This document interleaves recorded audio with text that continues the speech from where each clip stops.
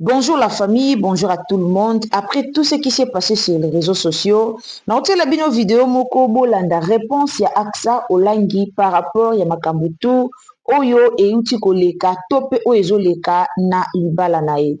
Alors, Mama Olangi esi ateya makambo que son âme repose en paix. J'espère que lelo tokomeka penza kozongisa na mateya to meka kolanda likambo oyo Mama Olangi esi aloba yango pona bana na ye. Donc tout ce qui se passe aujourd'hui eza nango eloko asikate parce que Mama Olangi dès son vivant abandaka déjà kolobela bamakambo oyo. Peut-être biso toye to comprendre yango na balolenge na biso, mais eza likambo moko oyo mama déjà alobaka yango à l'époque. Alors, nakomeka kotiela bino tolanda AXA Olangi, après kolanda AXA to kolanda vraiment Mama Olangi na makambo oyo abandaka koloba eza makambo moko très capital et lelo tokomi komona ba réaction nango na mabala ya bana na ye. En tout cas, bonjour, mbote na biso, bandeko soki eza mbala liboso okoti na Afrika na Motema TV.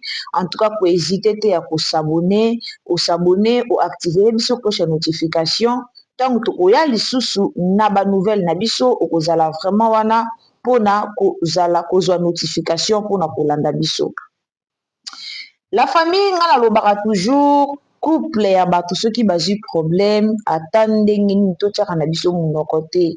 Tomonaki na ba live tosalaki, tomonaki na ba émission topartageaki, bandeko ya CFMC bazalaki pe ebele mpona kokomela biso mpona koya pe na ba réseaux sociaux kopesa matière lolenge nini oyo AXA Olangi avivraka na libala na ye. Alors ye moko aye alobi tokoyokela nani bandeko ya CFMC to tokoyokela ndeko na biso AXA Olangi. Alors la famille tolanda lelo pena toke malembe tolanda nanu ndeko AXA après ngana bino tokolanda lisusu mama na biso Mama Olangi que son âme repose en paix. Après to continuer na analyse na biso. À aimer. Toi qui me suis en ce moment, apprends à aimer. Aimer, c'est pardonner. Et lorsqu'on t'a fait du mal, pardonne pour que tu aies aussi le bonheur, pour que tu aies aussi la paix. Parce que le pardon est une puissance qui libère. Quand tu aimes une personne, tu proclames que tu aimes une personne, tu l'apprends à pardonner. Et l'amour ne juge pas. Plus tu juges, plus tu te rends malheureuse. Plus tu juges, tu crées des barrières autour de toi. Plus tu juges, tu n'as pas d'amour, tu te crées une prison. Et du coup, tu n'es pas épanouie. Et du coup, tu ne pourras pas être heureuse. Et du coup, tu ne pourras pas créer le bonheur autour de toi. Mais pour pouvoir créer le bonheur autour de toi, en toi, dans ton âme, dans ton cœur, apprends l'amour. Et l'amour pardonne, l'amour ne juge pas. Je vais juste prendre ces trois aspects. L'amour pardonne, l'amour ne juge pas. L'amour apporte la compassion. L'amour apporte la compassion, l'amour pardonne, l'amour ne juge pas. Wana ezali maluba ya mama na biso AXA Olangi. Alobi trois choses. L'amour pardonne tout, l'amour ne juge pas, l'amour apporte la compassion. Allez-y comprendre. Tozalaki ebele oyo toyaki na balive mpona kotinda ye boyana na Kevin aza boye, Kevin aza boye, Kevin aza boye, Kevin aza boye. Soki oza na bamibali ya butu lolenge ya mateya ya Mama Olangi oyo na otiela bino libala ezalaka facile te. Mama Olangi abandaka koteya biso avant ya kokanga bandoki na vie na yo, avant ya kokanga bandoki na famille, avant ya kokanga bandoki na libala na yo, il faut banda nanu komba na mibali ya butu to pe na basi ya butu oyo tobengi mari ou femme de nuit oyo yo oza na bango. Tangu yo olongi deja bango yebake olongi nyonso na libala, mais tangu yo olongi bango te olongi pe libala te. Wana ezalaki mateya ya mama na biso Mama Olangi. Alors tolanda nanu lisusu ndeko na biso AXA Olangi lelo penza naza na bino. Lelo tokolanda penza. Il faut penza tolanda bamakambo ebele. Naza na bino lelo. Nayoki mambo ebele concernant Mama AXA Olangi. Nayoki mateya na ye après makambo euti koleka. Après bamakambo nyonso eleki na réseaux sociaux. nayoki bamateya na ye oyo ateyaki bamateya na ye ebele oyo ateyaki en tout cas azoloba ebele moye aya kopesa biso message to mpe moye aya korépondre na oyo elekaki aye afungoli kamera répondre eza te mais akoya liboso na biso kaka na balolenge azoya kopesa biso bamessage koéclaircir biso selon Aksa Olangi problème eza komba libala eza na komba libala eza boye mais d'autre part mama Aksa abosani mpe keno mobali na ye autaki nanu na lesogo alors la famille to continue kolanda. Alors, nous, qu'est-ce que nous faisons? Donc, au ministère du combat spirituel, nous avons le droit de bien comprendre les combats. Tu as le droit de bien comprendre ton combat et de savoir comment combattre. Comment combattre, c'est ça. Il faut rester calme devant un problème, devant un combat, devant une attaque de l'ennemi. Donc, tu recules derrière. Tu n'as pas besoin de discuter. Tu n'as pas besoin, parce que tu as bien compris ton combat. Alors, écoutons tous cette vidéo, comment elle nous explique. Et après, nous allons mettre les commentaires et nous allons mettre les j'aime, partager. C'est pour la gloire de Dieu. Voilà. Donc, quelqu'un qui comprend bien son combat n'a pas besoin d'écouter les bruits, tu n'as pas besoin de te distraire parce que tu as bien compris les combats. Voilà. Pas les combats déjà. Écoutons tous. Un jour on dormait, mon mari a eu un rêve, il a vu, on était avec lui sur le lit. Et quand il me regardait dans le rêve, au lieu que ce soit moi, c'était un homme qui était allongé là.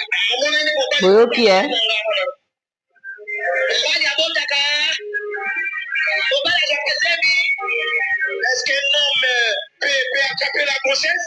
Ah, il s'est réveillé, il a dit. Tu veux t'envoyer à la mouki, à l'hôpital. Prière.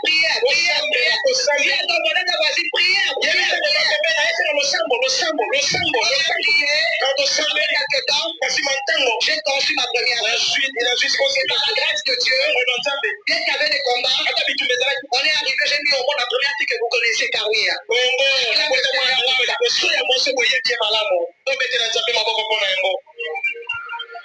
Quand tu es à la montagne, il faut demander à Dieu de mettre à tes côtés des personnes qui vont t'accompagner à avoir des révélations pour ta délivrance.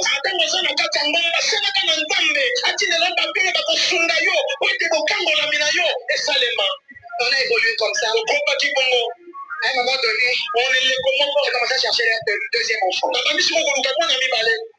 Et comme vous le savez, j'avais témoigné ici. J'avais conçu. J'avais fait une fausse couche. On a compris que c'était les voiles qui nous cherchaient. Que j'ai clamé. Et dans notre couple, dans ce temps-là, on était tellement attaqués.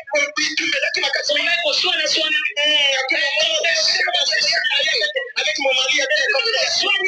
Si vous vous chamaillez, on est loin à divorce. Tu vois, c'est voix de divorce. Et la lito, il a eu. Commence encore à te parler à l'oreille. Comment on le met dans la lito? Ah, nous, il exagère, non? Il pas le dire, c'est quoi ça? Tu peux aussi divorcer. J'entends cette voix de ma comment il y a comme moment de colobanalité. Quand vous entendez ça, quand des m'a dit, je revenais à moi. One a divorce. Je des filles de tes voix. One a divorce. Je des filles de tes voix. Quand vous disiez, quand je ne vais pas entrer dans ce quel que soit les combats. Moi, je sais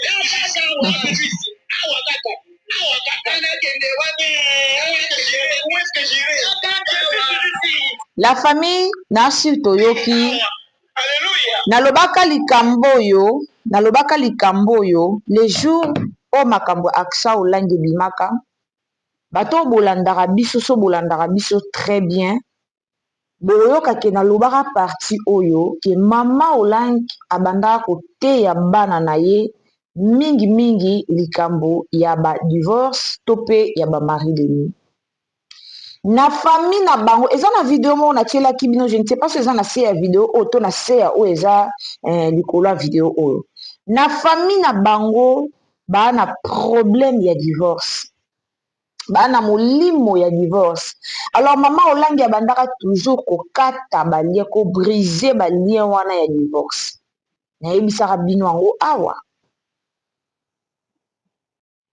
Nayebisaka bino kaka owa, nayebisaka bino yango. Natiaka meme kutu matawana. Natiaka meme prédication wana ya mama Olang oyo alobaka apesaka témoignage ayaka oloba mpona famille na ye baa na molimo ya divorce, famille na ye euti banda na banoko na bango, mama na bango alobaka yango. Ntango naotala nao explike bino likambo ya Ketia Olangi, likambo ya Eunice Olangi, toye na likambo ya Axa Olangi, ça se voit très bien que eza bitumba ya famille. Siko bitumba famille yango ezala ndeni, mobali oyo batie mpona destine na yo, yo mona ye te, yo kezwaka oyo batiaki te mpona destine na yo, alors oyo wana aobanda obundisa yo vi na yo mobimba. Obando salaka ba prière olobaka non nabondelaka mpona likambo oyo eza bali ya famille, eza ba femme de nuit, eza ba mari de nuit, mais okobanda kobunda pourquoi bandoki ya famille batindeli yo mobali oyo azalaki te mpona destine na yo.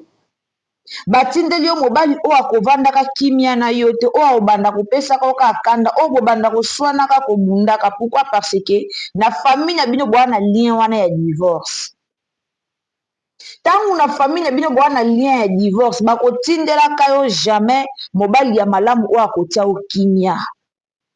Baotindelaka oka mobali oyo abando tukaka motema na yo, oyo bando zalaka nyonso so boswani soko otali ye molimo wana ya divorce ye. Eza vie oyo bandeko na biso bazo vivre. Tozonga na mate ya Mama Olang, tozonga na likambo Mama Olang alobaka. Tozonga nango, nazozongisa bino penza na likambo Mama Olang alobaka. Tozonga nango tolanda yango très bien nazolobe, tolanda yango très bien. To comprendre que o ezokomela bana ya Mama Olang lelo. To comprendre que o ezokomela bana ya Mama Olang lelo. O ezokomela bango eza ba lien ya famille. Mama na bango azwaka temps ya kokata yango mpona ye moko. Est-ce que bana bazozwa temps ya kokata pe yango mpona bango? Tolande. Alléluia. Tu vas les gens bongataires. Tu dois aller maintenant faire taire la femme de nuit. Faire taire l'homme de nuit. Le mari de nuit. Pour s'apparer de ta femme, pour s'apparer de ton mari. Makambo ya divorce ezate. Alors que les gens sont qui s'habillent na babala de mari de nuit de femme, hein? De nuit. Ya mabota na biso. Biso nyonso awa na tenda pe babadisi biso na ba famille. Même qu'on ne veille ou pas. Il y a que les femmes qui ont officialisé ça. Dans toutes nos tribus, ça a quand même dans la sorcellerie cachée. Les Congo, les bandes officialisées, baba na la famille. Mais babota ya Afrique tout, biso nyonso mibali ya famille ya bazali, mais ba officialisé te. Yenda akotongisa na libala, akotongisa mobile na libala, femme de nuit, mari de nuit, tu dois faire le terre le mari de nuit, et s'apparer de ton mari, et s'apparer de ta femme. Alléluia. Amen. Awa koya ko divorce te. Toyaki biso nyonso na divorce toganye bakomba. Koloba teke, moi si nanga zo mona clair, to comment na clair lobi. Les gens qui vont faire le terre, l'ennemi, ils vont monter demain, ils vont s'apparer de quelque chose, de richesse, et demain tu verras clair. Demain il y aura un bon mariage, demain vous allez comment nana, demain va du premier avant les comment nana, demain on va soigner. Même dans la crise, on consomme le pango, il va aller t'apparaître. Robanda konayo, on va le consomme à Kanda côté, l'homme y consomme à Dak. Il rien à faire parce que tu vas monter et ça apparaît de ta maison. Et si tu vas dire Banda konayo, il y a l'homme consomme à Dak. Amen. Quand il va faire le peuple, il a dit montons-nous. Le bon c'est de monter, monter de prière, monter dans les chaînes de prière, monter à la montagne. Montez plus haut. Lorsque nous montons, nous allons faire taire l'ennemi. Nous allons nous apparer de toutes nos bénédictions. Que le Seigneur vous bénisse. Na dossier oyo ya AXA Olangi, c'est très compliqué. Tolandi mate ya maman, tolandi très bien, asi na tieli bino, tolandi biso nyonso awa ensemble longo na bandeko. Na problème oyo, même moi-même, je comprends pas. Je suis un peu confuse au en anglais balobaka. Naza confuse. Pourquoi? Parce que totala na deux volets. Na volet musu totala, bana ba combat, na famille na bango, combat ya mari de nuit et au déranger bango, combat ya divorce et déranger bango. D'autre part, toyo mona, mobali o AXA pa balaki, azwaki ye na maboko ya bato. Azwaki mobali o déjà zalaki adotaka déjà mwasi mususu. Azwaka mobali o déjà zalaki abalaki déjà mwasi mususu, c'est-à-dire azalaki na foyer na ye na mwasi mususu. AXA Olangi apanzaka foyer wana ya lesogo po lelo akutana abala papa na biso na kombo ya Kevin Kaseya. Est-ce que ezaka po baza na balien ya famille? Ezaka po molimo ya divorce eza? Ezaka po molimo ya mari ou femme de nuit eza? Nde bake kokutana bango mibale mpona kosilisa ndeko kimia? Bokomela biso na bacommentaire. Ezaka po na yango to eza kaka po na nini? Lelo mpenza navandaki nazongaki na bamate ya mama, nazongaki na mate ya tout oyo mama Olangi ateya, na comprendre nga no bino yango lelo libala wana ezosimba te. Fondation ya libala wana ezalaka mabe. Bolanda.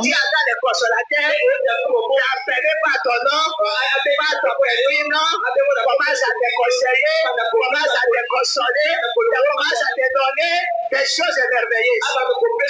Voilà pourquoi on est venu prier. On n'est pas venu seulement je vais prier. On est venu prier car jour il reçoit le Saint-Esprit, que l'Esprit consolateur soit dans ta vie pour te consoler. Si tu es stérile, il va continuer à te consoler. Si tu es célibataire, il va continuer à te consoler. Si tu es bloqué dans tel problème, il va continuer à te consoler. Acclamer la parole de Dieu. Lelo bato bapensaki ke mama Olangi ndenge aza servante de Dieu, ndenge abondelaka, ndenge asambelaka vraiment ndenge alors bana na ye baozala so basantu, bana na ye baozala na kimia, bana na toyebaki bamabe ebele evandaka to pe ebotamaka na bafamille ya baserviteur de Dieu. Toyeba eloko wana lelo bana ya mama Olangi bana bakimia te, mutu akosa bino te, bana bakimia te na mabala na bango. Ezala Enis ana kimia te, ezala Keketia kuta to bala susu siko ya divorce ali na libala liboso abali ya mibale. Malgré tomona ndeko na biso AXA Olangi aye koloba na TV alobi oyo alobi, mais au fond ya motema na ye ana kimia te. Est-ce que bokomela na bacommentaire il faut bakota na mozindo lisusu ya koluka nzambe badécouvrir oh mama na bango adécouvraka to basala nini, to basala nini eza pasi mpe mawa. Baconseil epesami ebele na TikTok surtout mpona mandeko AXA, bato bapesi ye baconseil ebele, bato balobi ebele na TikTok. Basala nini? Basala nini? Vie eza facile te et puis vie eza na baréalité tellement ebele. Conseil tokopesa luka nzambe na ndenga solo soki Kevin Kaseya aza pena oyo ya yo nzambe asalaka ke abima na libala moko boye po yo na ye bokutana bobota bosala famille. Luka nzambe na ndenga solo nzambe adelivre bino bocontinue. Mais soki mpe eza ye te ka ndenge ozwaka déjà témoignage avant mabe ekontinue kaka korégner. Abonnez-vous, commentez, likez, partagez, aimez la vidéo. Bye.